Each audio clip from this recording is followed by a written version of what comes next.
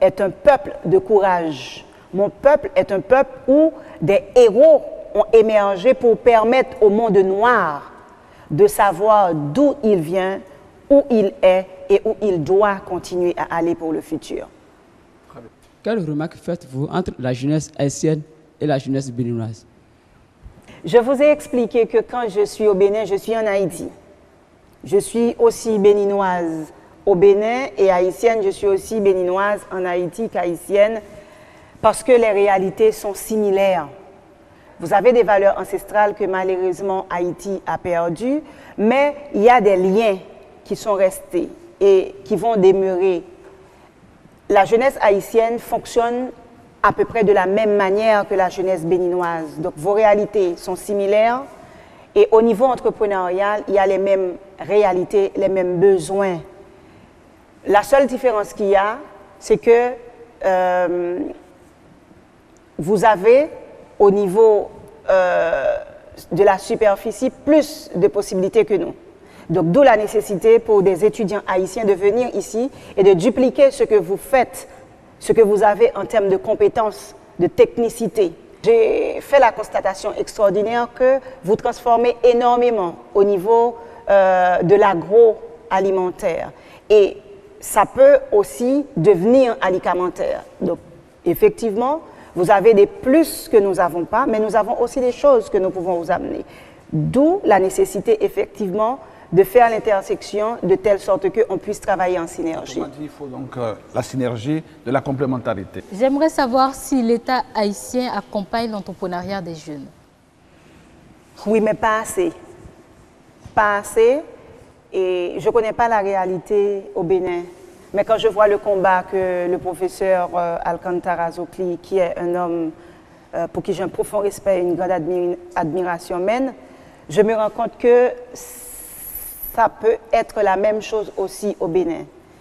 Et je crois que quand on est élu, quand on n'a pas été à des postes nominatifs, il faut respecter le peuple qui a été aux urnes pour vous donner la possibilité de le gouverner. Donc la mauvaise gouvernance de mon pays, je peux en parler, mais je ne peux pas me permettre de parler de ce que je ne connais pas. Je pense effectivement que il y a beaucoup de choses à faire, il faut se réveiller. Je fais crédit à ceux qui sont en place en Haïti actuellement, puisque celui qui est président, il a été avant tout un entrepreneur et il continue à être un entrepreneur qui va nous permettre d'avancer et de prendre le train du développement. Okay. J'aimerais savoir comment vous arrivez à agencer votre métier d'entrepreneuriat et de femme au foyer. Je ris parce que c'est très difficile déjà d'être femme dans une société où la parité existe certes, mais faire son bonhomme de chemin en tant que femme n'est pas toujours évident. Il faut faire la part des choses. J'ai un enfant que j'accompagne parce que j'ai le devoir moral de l'accompagner pour qu'il devienne un homme utile à lui-même d'abord et à la société à laquelle il appartient, au reste du monde, parce que nous sommes avant tout des citoyens du monde. Donc j'arrive à joindre les deux parce qu'il le faut, puisque être femme n'est pas un handicap. Avoir une vie de famille n'est pas un handicap. Au contraire, c'est une bénédiction. Mon fils, c'est le plus grand professeur qu'il m'a été donné. C'est ma bénédiction, c'est mon trésor le plus précieux. Donc, il m'accompagne dans tout ce que je fais. Quand on travaille.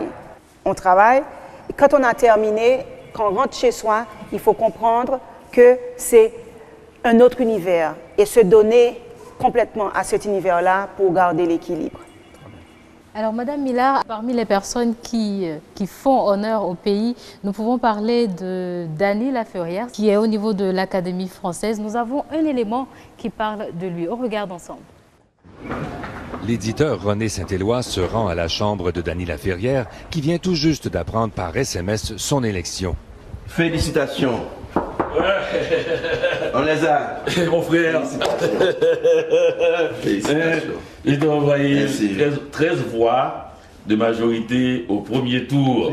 Aussitôt élu, aussitôt une première entrevue à RDI, où Dany Laferrière parle déjà comme un académicien quand on lui demande quand il entrera en fonction. On n'est pas pressé, vous savez, dans cette maison. Ça fait 10 minutes que je suis là, mais je commence à parler. On n'est pas pressé. On n'est pas là pour bousculer le temps. Vous approchez. Mais aujourd'hui, le temps va se bousculer. Les journalistes du Québec appellent les uns après les autres. Dany Laferrière réussit finalement à se rendre à une rencontre littéraire où là, il est attendu par les journalistes haïtiens. Je suis le plus jeune académicien qui, en ce moment, vivant, à 60 ans. Et je suis le premier haïtien, le premier québécois. Et le deuxième noir après le franco-sénégalais Léopold Senghor. Un grand événement. Dany Laferrière, c'est l'espoir de ces jeunes qui sont debout, qui ont lu l'œuvre de Dany Laferrière et qui ont trouvé dans la pensée qu'il y a dans l'œuvre de Dany Laferrière une porte de sortie à la misère intellectuelle, à la misère morale. Ces jeunes haïtiens, Dany Laferrière les a rencontrés pour parler littérature, pour les inciter à écrire, mais surtout à réfléchir. La question n'est pas de s'exprimer le plus rapidement possible sur un sujet, puisque le temps, il est élastique, il n'a pas de fin. On attendra ce que vous avez à dire si vous avez quelque chose à dire. Je crois que dans le désir de faire quelque chose qui dépasse notre modeste personne, il va y avoir sûrement quelques jeunes qui vont tenter leur chance, qui vont hausser la barre, et puis il n'y a pas de limite, quoi. Et ces jeunes haïtiens, justement. Ça va non seulement provoquer une sorte d'encouragement chez nous les Haïtiens, et pourquoi pas nous évoque à progresser beaucoup plus. Une si belle journée mérite une photo de famille. C'est vrai, l'Académie française est une institution, une très importante institution. Il en est de même des académies des autres pays, mais l'Académie française, c'est l'une des plus grandes institutions du monde. Et il est le deuxième noir, après Léopold Sédar Senghor. Je voudrais savoir, est-ce qu'à Haïti, la session de Dany à l'Académie française, est-ce que ça a eu un impact? Oui, ça l'a eu parce que il est nécessaire d'avoir des personnes qui valorisent Haïti. Et je crois que c'est extrêmement important pour Haïti et je pense que la communauté haïtienne, de sa globalité, qu'elle soit au Canada ou en Haïti ou dans d'autres coins de la terre, ils savent apprécier, comme les Béninois, les enfants qui montrent leur pays, cet Haïti chéri, différemment. Très bien. La diaspora haïtienne, nous le savons, contribue efficacement à la qualité de la gouvernance internationale. Et nous allons voir ça à travers votre compatriote, la très honorable Michaël Jean, qui a été journaliste, gouverneur du Canada, chef d'État du Canada, et qui est aujourd'hui à l'Organisation internationale de la francophonie. Regardons ensemble. Mesdames, Messieurs, bonsoir. Le téléjournal avec Michaël Jean. La formule est bien connue, le journalisme mène à tout, à condition d'en sortir. La présentatrice vedette de la télévision publique canadienne, plusieurs fois récompensée pour son travail, va très vite en faire la démonstration. C'est Gérald Tremblay qui deviendra le premier maire de la nouvelle méga-ville. Ce jour-là, elle ignore encore que 4 ans plus tard, elle fera à son tour la une de l'actualité. Michaël Jean devient gouverneur général du Canada, poste honorifique pour certains. À ses détracteurs, elle réplique « C'est bien en tant que chef d'État, commandant en chef des forces armées canadiennes qu'elle a été reçue à travers le monde. » Je suis arrivée là, réfugiée, et me voilà aujourd'hui à la tête de la plus haute institution de l'État. Le protocole veut qu'on l'appelle son Excellence, la très honorable Michaël Jean. On est bien loin du régime des Duvalier en Haïti, sous lequel elle fit ses premiers pas, avant de fuir avec sa famille la violence et la pauvreté. Le déracinement à l'âge de 10 ans... Alors, lorsqu'en janvier 2010, un tremblement de terre ravage son pays natal, ce n'est peut-être pas que la gouverneure générale du Canada qui s'exprime devant les parlementaires canadiens. Cette même année, son mandat de gouverneur s'achève. L'UNESCO en fait sa représentante spéciale en Haïti. C'est un pays où, à l'ordre des priorités, l'éducation est toujours au premier plan. Michaël Jean parle couramment 5 langues, l'anglais, l'italien, l'espagnol, le créole et bien évidemment le français. Elle ira aux Jeux Olympiques de Londres en tant que grand témoin de la francophonie, avec pour mission de promouvoir la langue française. Aujourd'hui secrétaire générale de l'OIF, elle veut faire de la francophonie un outil de développement. S'assurer que des pays moins développés, des pays en développement, des pays qui visent l'émergence, puissent s'insérer sur la scène économique mondiale. À sa longue liste de titres et de récompenses, Michaël Jean peut désormais ajouter une nouvelle adresse sur sa carte de visite, avenue Bosquet à Paris, siège de l'Organisation internationale de la francophonie. Alors, quel regard jetez-vous, Martine Millard, sur ses performances? Académie française, gouverneur général du Canada, secrétaire général de l'Organisation internationale de la francophonie, et ce sont vos compatriotes. Elle est, je dirais, une référence, un exemple à suivre. Elle a ouvert la voie, elle montre le chemin. Pour moi, Michaël Jean, c'est une boussole. Cette dame, c'est une icône, parce qu'elle est ce que nous devons suivre pour comprendre que tout est possible. Alors nous abordons à présent la rubrique loisirs de ce magazine. On vous sait écrivain, journaliste, maman de grand garçon de 10 ans. Alors moi j'aimerais dire, avec tout ça, comment vous meublez votre temps libre? Je passe beaucoup de temps avec mon enfant parce que c'est extrêmement important de pouvoir communiquer avec lui. Moi, j'aime énormément la musique. Je suis enfant unique de mes 2 parents. La musique a été une thérapie. Donc, meubler mon temps, je le fais par le biais de la musique. Je joue comme une gamine avec mon enfant. J'ai des activités ludiques. Alors, l'Haïti, comme ses îles voisines, la Guadeloupe, la Martinique, Trinidad et Tobago. Voilà. À partir du mois de décembre, vous vibrez au rythme d'une activité dont on a parlé même il n'y a pas longtemps sur cette même émission avec vos voisines, je vais dire, de la Guadeloupe que nous recevions ici. Alors Pierre, de quoi il s'agit? Oui, il s'agit donc du carnaval. Le carnaval de Haïti est une institution, est un grand événement et nous nous sommes dit que nous ne pouvons pas vous avoir sur ce plateau sans en parler, sans faire un sourire à Haïti à travers son carnaval. Regardons ensemble.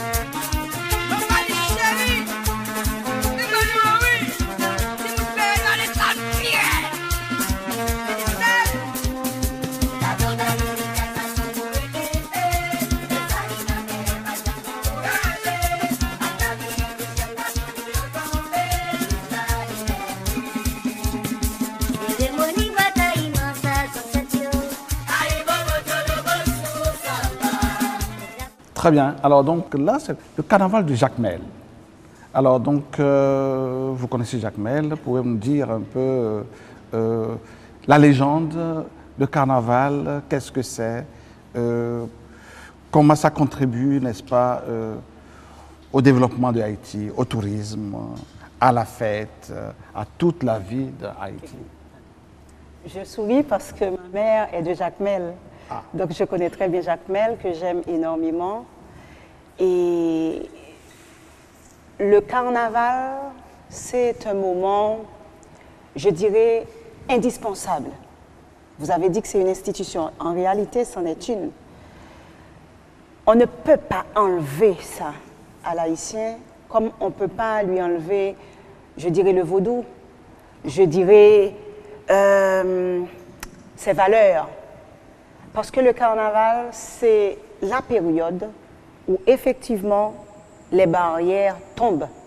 Donc il y a une communion collective. Et ce peuple-là a besoin de cette communion pour se ressourcer. Quand il y a carnaval en Haïti, les gens s'oublient complètement. Donc pendant au moins 4 jours, on oublie les turpitudes de la vie.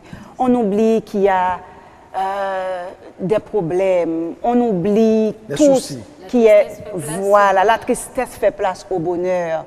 Quand il y a carnaval, on sent la vie qui renaît. C'est comme une fleur et la rosée arrive et la fleur s'épanouit. On peut inhaler son odeur, on peut inhaler son parfum et se ressourcer. Donc pour moi, le carnaval, c'est ça. C'est la chaleur, c'est la danse, c'est la convivialité et c'est le partage, le vivre en commun, le vivre ensemble. Très bien. Alors tantôt, vous disiez que vous écoutiez beaucoup de musique. Alors si tout de suite sur ce plateau, je vous demandais qu'est-ce que vous aimeriez écouter ici, avec nous, que diriez-vous? Mon artiste préféré haïtien s'appelle Luc Merville. J'aurais souhaité écouter Merville, ça c'est certain. Parce que Merville, c'est un chanteur que j'ai commencé à apprécier avec la comédie musicale Notre-Dame de Paris. Donc si je pouvais écouter Merville, je serais heureuse. On va le trouver, Luc Merville, dans Rain Man, Haïti.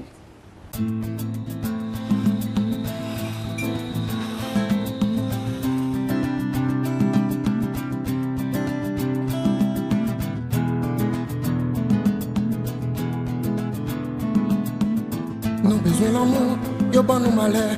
Nous besoin la paix, yo bon nous la guerre. Nous besoin travail, yo vle nous demander. Nous besoin avancer, yo mettre chaîne en pied. Nous besoin respect, yo pas prendre pour moun. Nous besoin parler, yo mettre pied sur coule. Nous voulons liberté, yo bonne religion. Nous voulons être ensemble, yo c'est division.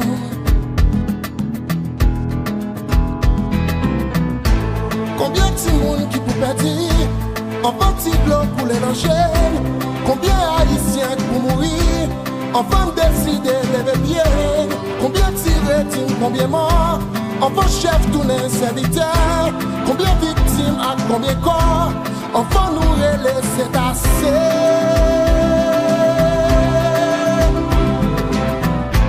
Combien de 6 anges qui pour périr? Enfant nous comprendre force la vie. Combien crier, combien t'en prie? Enfant pour misère nous finir. Combien de violence sans famille? Enfant de cabas a mal fini. Combien chanter, combien poésie?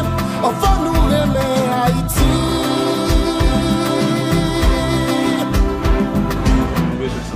Oui. C'est une très belle chanson chargée d'émotions, mais dites-nous en substance de quoi parle cette chanson. Moi, j'aime Haïti, ça veut dire j'aime Haïti en français. L'haïtien est amour. L'haïtien, même quand il a quitté Haïti, même quand il a pris notre nationalité, il demeure attaché à son pays parce que la terre d'Haïti parle comme l'odeur du café. Quand j'entends Merville,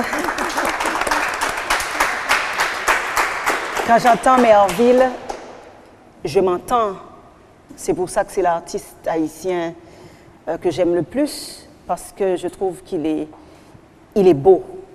Quand je parle de beauté, je parle d'être de lumière, je parle de beauté intérieure, je parle de personnes qui croient dans l'humain, des personnes qui ont compris qu'il faut une conscience collective pour que l'être humain puisse gravir à nouveau l'échelle de la dignité humaine, parce qu'on est complètement perdu et on a besoin d'amour pour cette reconstruction. Moi, j'aime Haïti, c'est un cri de révolte.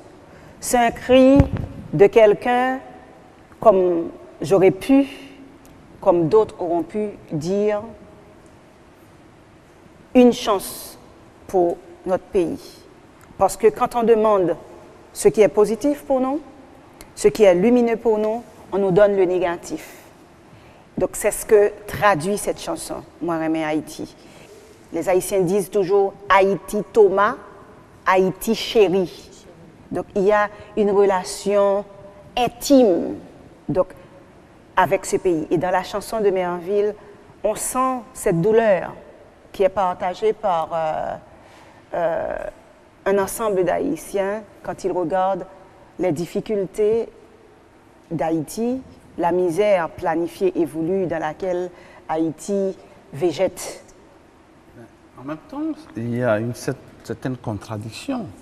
Comment on peut chérir, on peut aimer et avoir des dirigeants qui peut-être sont animés du même sentiment, peut-être, mais qui regardent Haïti avec une certaine, je ne dirais pas désinvolture, mais un certain désintérêt, comment dirais-je, un dégoût, ou du moins un refus de faire de Haïti la terre promise, de faire de Haïti la terre la plus riche, de faire de Haïti la terre la plus performante, la plus heureuse, la destination souhaitée par tous les Haïtiens. Ne voyez-vous pas que, quelque part, il y a une contradiction? C'est vrai que c'est antinomique et c'est la douleur de beaucoup d'artistes, de beaucoup d'Haïtiens vivant dans la diaspora et en Haïti, parce que ce constat ne peut que faire mal. Quand Duvalier est parti, on a décidé que c'était le gouvernement le plus barbare qui existait. Aujourd'hui, beaucoup de personnes estiment qu'avec Duvalier, c'était mieux. Mais je trouve que c'est dur, après 31 ans du départ de Duvalier au pouvoir, que tous ceux qui avaient en main les outils pour faire de ce pays un pays émergent sont passés à côté. Je ne sais pas si c'est de la désinvolture, je ne sais pas ce qui arrive. Il y a beaucoup de personnes qui sont élues ou qui sont nommées qui aiment Haïti. Mais malheureusement, il y a aussi un lourd tribut. Il y a cette tribu de la dette qu'il fallait payer à la France, qui pèse encore. Il y a aussi les intérêts que les États-Unis ont pour Haïti, qui ne sont pas clairs, qui ne sont pas définis. Et il y a des paramètres que le citoyen lambda ne maîtrise pas.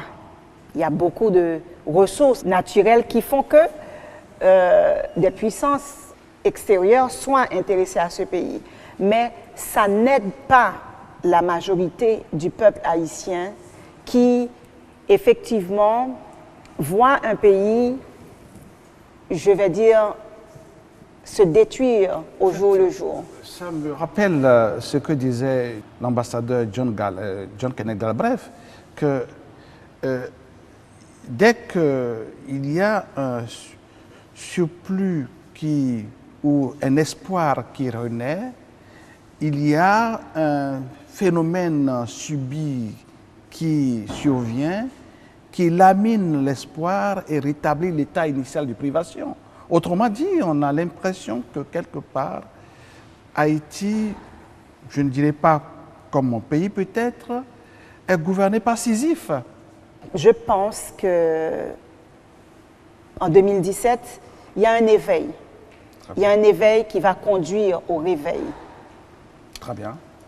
Et il est indispensable que le peuple se réveille pour qu'on puisse effectivement aller au bout. Positivons là-dessus et parlons de projets. Alors, vous êtes en fin de séjour à Cotonou pour cette fois-ci et vous envisagez revenir. Pour quel projet? J'envisage d'être à Cotonou. J'aimerais pas revenir juste avec des discours, parce que je ne crois pas vraiment aux discours, moi. Je crois surtout dans les actions. Donc, moi, ce que je vais faire rapidement, ce que j'ai déjà commencé à faire, parce que le jour de la signature, il m'a été envoyé par WhatsApp un lien que j'ai partagé avec tous mes amis. Et ce n'est pas seulement des amis qui allaient seulement apprécier, mais c'est surtout des amis qui ont le pouvoir de décider de ce qu'on peut faire, de ce qu'on va faire. Donc, à partir du moment où je partirai, je vais les revoir pour savoir exactement par où on commence avec Esperanza. Donc, revenir, projet Esperanza, c'est commencer à travailler de manière efficiente. Madame Martine Millard, sur cette émission, nous avons une dernière rubrique, je vais dire, qu'on appelle « Invité surprise ». Alors, si l'on vous demandait de dire avec qui vous auriez aimé passer ce moment de télévision, qui vous viendrait à l'esprit tout de suite? Un ami, un parent? Je sais que votre fils est déjà là, donc... Voilà. Il y a eu une baguette magique tout à l'heure. Oui. Je ne suis pas sûre que la baguette magique peut être utilisée à 2 reprises, ce serait trop beau. J'ai un artiste ici, au Bénin, qui s'appelle Kamal Radji. C'est un jeune béninois que je respecte énormément. Je suis partie en Haïti pour faire le clip en hommage à Jacques Roche parce que je voulais pas qu'on prenne dans des banques de données des images de Haïti. C'était trop important pour moi dans des lieux importants pour Jacques Roche et pour moi. Donc, la personne qui travaillait sur la réalisation de mon clip m'a montré une vidéo qui s'appelle « Assume ma jeunesse ». Assume ta jeunesse. Quand j'ai regardé cette vidéo-là et que j'ai su que c'est un Béninois, je me suis dit, il faut que je rencontre ce jeune. Je suis venue en 2015, j'ai fait tout ce qui était matériellement possible pour le rencontrer, ce n'était pas possible parce que ce n'était pas encore le temps.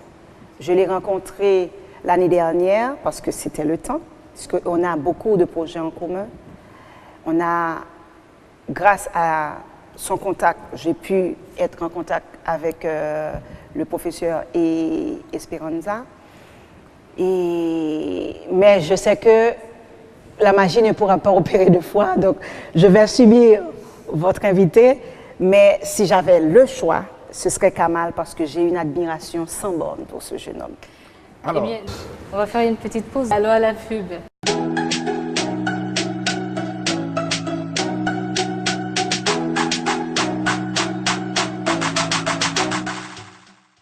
Swan Moutaïro, diplômé d'Espéranza, j'assiste mes parents dans la gestion de l'entreprise familiale. Tchekesi Izambe, assistant comptable dans une multinationale de la place. Félicité Agossou, je travaille comme commercial dans une grande entreprise de la place. C'est Aminu Gedenge, wholesale exécutive dans une société de textile de la place.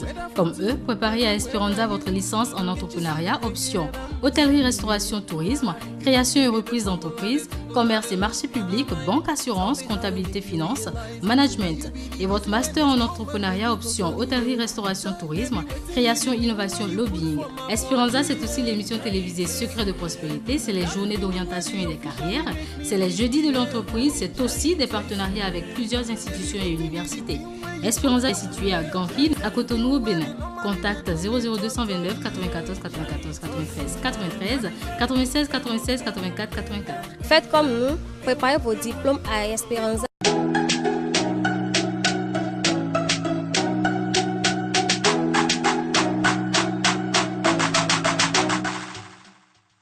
Nous revoilà donc sur Secret de prospérité. Eh bien, voici l'invité surprise. Je l'appelle amicalement l'homme à la touffe. Voici Kamal Radji.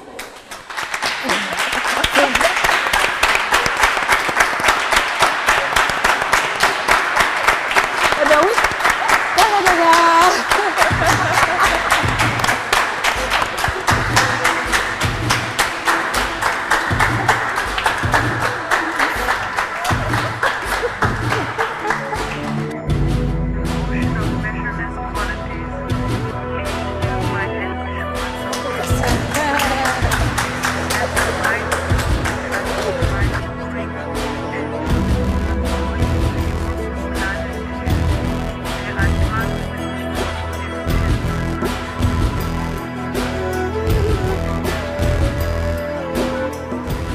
Kamal, bonsoir.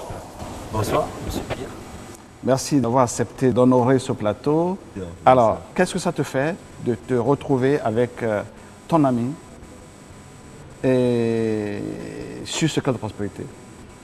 Déjà, je pense que c'est un très grand honneur d'être assise à côté d'une si grande femme, très active, engagée, et qui a à cœur ses engagements. Je pense que le Bénin devrait beaucoup plus donner de la valeur à sa diaspora, parce que je considère comme sœur Martine, pour la relation qu'il y a entre l'histoire entre le Bénin et entre ce que Haïti représente pour toute personne qui se sent béninois, qui se sent africain. C'est un grand honneur et d'être ici, là, ça me fait plaisir que ce soit moi qui lui fasse cette grande surprise. Très bien. Martine Millard, voilà, vous avez souhaité, vous l'avez eu, n'est-ce pas? Vous voyez, vous, en chair et en os, n'est-ce pas, Kamal Radji. Alors, quels sont les sentiments qui vous animent en ce moment, ici et maintenant? Je ne pensais pas que la baguette magique pouvait opérer 2 fois. Et je dirais que je suis extrêmement ravie puisque j'avais émis comme une demande, mais qui m'a été rejetée. Je ne vais pas dire par qui. Donc, je désespérais de voir Kamal. Et effectivement, Kamal le sait d'ailleurs. Il est une personne pour qui je n'ai pas seulement que du respect, j'ai de l'admiration pour son combat, parce qu'il est jeune, il est entrepreneur, il est artiste, il est un être complet, je dirais, un référent qu'on peut suivre, puisqu'il a des valeurs. Il fait corps avec ces valeurs-là, ce qui fait de lui un être de lumière, comme d'autres personnes avec qui je commence à travailler. J'ai eu la possibilité de rencontrer d'autres personnes qui sont dans la même dynamique que nous au niveau de New Style, New World. Et je suis membre depuis 14 ans d'une fédération en Haïti qui s'appelle FNJD, c'est la Fédération nationale des jeunes pour le développement, qui fait un travail de cohésion sociale énorme, sans aide du gouvernement. C'est des enfants de la diaspora, c'est des enfants, c'est des Haïtiens qui ont le plus souvent étudié à l'étranger, comme Kamal, qui ont fait le choix de rester au pays. Et même quand ils ne sont pas au pays, ils œuvrent pour Haïti. Donc avec New Style, New World, on a des projets avec Kamal.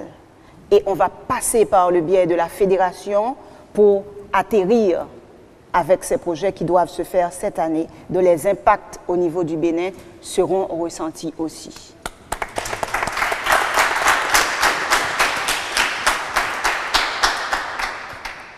Go ahead. J'avais pendant longtemps émis le vœu de découvrir Haïti. J'avais eu dans ma dynamique artistique un Haïtien qui était mon guitariste, qui était un des meilleurs artistes que j'ai pu rencontrer, d'ailleurs qui avait travaillé sur mon album. Et des années plus tard, en fait, j'avais découvert que la jeunesse du Haïti aimait beaucoup ce que je faisais déjà ici. Aujourd'hui, vous savez, avec Internet, on a cette facilité de pouvoir créer un melting pot. Donc, beaucoup de jeunes Haïtiens m'avaient écrit pour savoir comment me voir, comment je pouvais venir en Haïti. Et quand j'ai eu la grande opportunité de rencontrer Martine, elle m'a dit « c'est une sœur haïtienne et j'aimerais vraiment te rencontrer ». Quand nous nous sommes rencontrés, tout de suite, il y a eu cette énergie qui est passée. Et vraiment, je trouve, Martine, et ça je te le dis personnellement, tu es une femme vraiment d'action, une femme extraordinaire. On ne peut pas être à côté d'une artiste de la dimension de Martine, et ça nous fait plaisir en déclamant quelque chose. Je pense qu'il faut être concret là. Bien sûr. Esperanza, c'est du concret. Bien sûr, Esperanza. Alors, on fait comment? Bon, ce qu'on va faire, c'est... Je suis le héros de ma volonté, ennemi de mes propres doutes, je suis la vie de ma personnalité, le souffle de mes ambitions, je suis l'âme de ma réussite.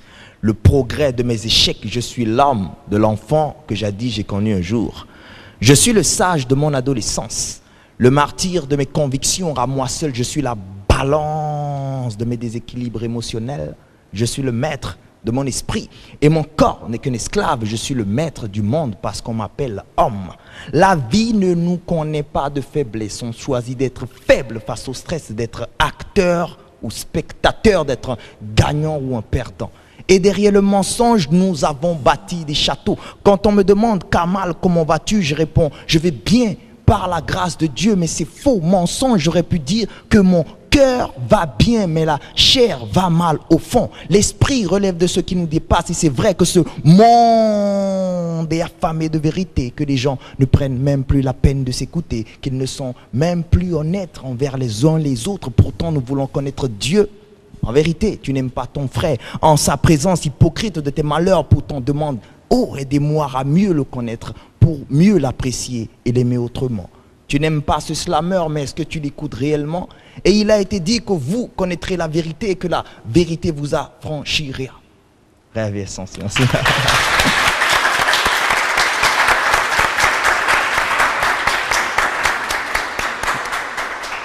Très bien. Félicitations, Moi, Kamal. J'ai les yeux chargés. Je pense que c'est curieux. Je ne peux pas laisser passer cette émission sans évoquer le nom de Evans Lescouflair. Parce que on parle de relations entre le Bénin et Haïti, mais le ministre Evans Lescouflair, qui était ministre de la Jeunesse et des Sports, que j'ai invité à Cotonou du 28 au 30 avril 1996 ou 17 pour les deuxièmes journées des jeunes entreprises Afrique francophone, a été un des grands artisans de la coopération bilatérale entre Haïti et le Bénin. Et il se trouve que dans les conversations que nous avons eues ensemble, Martine Millard, vous avez dit Daddy. Alors, est-ce que vous pouvez nous dire un peu qui c'est? Daddy, en anglais, ça signifie papa. Donc, Daddy, c'est Evans Lescouflair qui a beaucoup d'enfants. Evans Lescouflair, c'est quelqu'un qui a une importance énorme dans ma vie et dans la vie de Sohil parce qu'il nous a accompagnés pendant un très long moment. Lescouflair, quand il est en Martinique, il s'assoit à ma table. On parle politique, on parle d'humanité, mais on parle surtout de Haïti. Daddy, c'est le père de la jeunesse haïtienne, comme Kamal est ce fils du Bénin qui demande à la jeunesse béninoise et à la jeunesse tout court d'assumer leur jeunesse. Lescouflair a utilisé son poste au ministère de l'Éducation nationale à la jeunesse et au sport et au service civique, parce qu'on ne parle pas de ce service-là, on n'en parle plus. Moi, quand j'étais à l'école en Haïti, pour mes études primaires, j'avais des cours d'éducation civique. Et je ne sais pas pour quelle raison le gouvernement ou les gouvernements haïtiens ont décidé de remplacer le bien par ce qui n'est pas bien. Parce que ça nous donnait des notions de valeur. On s'assumait, comme Kamal le demande. Je me suis rendu compte que l'heure de l'aboutissement est pareille au Bénin qu'en Haïti. Evans Lescouflair s'est battu et se bat encore pour cette jeunesse. Donc je pense que quand je vois Kamal, je vois Daddy. Parce que Daddy n'est pas mon ami. Daddy, c'est mon père. Il ne m'a pas enfanté comme il n'a pas enfanté beaucoup de jeunes qui ont été boursiers au Canada, qui ont été boursiers à Cuba, au Bénin, au Cameroun, et j'en passe. Et tous ces enfants, tous ces jeunes qui ont été boursiers, ils travaillent dans les plus hautes sphères à l'international. Mais il y a beaucoup d'entre eux qui ont fait le choix de retourner à la source, de retourner en Haïti. Comme moi, j'ai envie de retourner parce que je me dis, ça fait quelque temps que je ne suis pas dans mon pays. Mon rêve, c'est de pouvoir mettre tout ce que j'ai comme capacité, tout ce que j'ai comme potentialité au service de mon pays et de mon peuple. Et ça, je le dois à Lescouflair. Je terminerai pour dire, je suis arrivée à Cuba, à Pinal del Rio. Lescouflair m'a fait partir sur Cuba parce qu'il a estimé que c'était important pour moi, puisque c'est quelqu'un qui m'a accompagnée, comme je vous dis, pour que je sois la personne que je suis aujourd'hui, avec des valeurs, avec des objectifs, avec cette combativité. Grâce à Lescouflair, je suis une gladiatrice. Et quand je suis arrivée à l'université d'éducation civique, j'ai vu une phrase du Thiers qui illustre presque tous les articles que j'ai écrits L'homme doit marcher la tête haute, le front levé vers le soleil, dont la brûlure est l'empreinte de la dignité.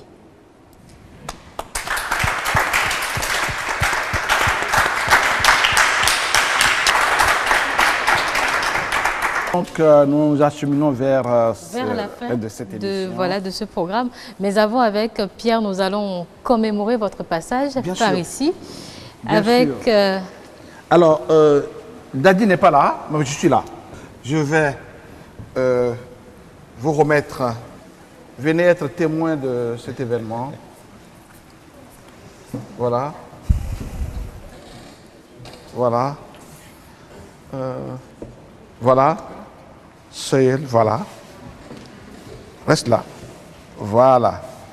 Ou reste juste. Donc, je vais remettre à Madame Martine Miller l'Oscar de prospérité, qui est un diplôme d'honneur qui atteste que vous êtes passé ici. Avec tous mes remerciements d'être venu et mes félicitations.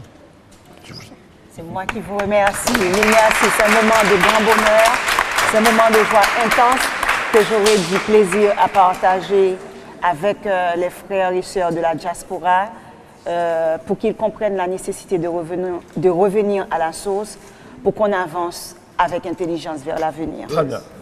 Très bien. Alors, ça c'est un petit présent qui accompagne ça. Hein, voilà. Voilà. Je vous remercie énormément. Je vous remercie, il n'y a pas de mots. Il n'y a pas de mots. Merci pour Merville, merci pour Kamal, merci pour vous, merci pour les étudiants de Esperanza. Il y a quelqu'un qui a dit il n'y a pas de moyen plus humain que l'investissement fait dans l'humain. Et grâce à Esperanza, l'investissement fait dans l'humain est fait en vous et ça va avoir des répercussions positives sur le Bénin et sur Haïti. Merci.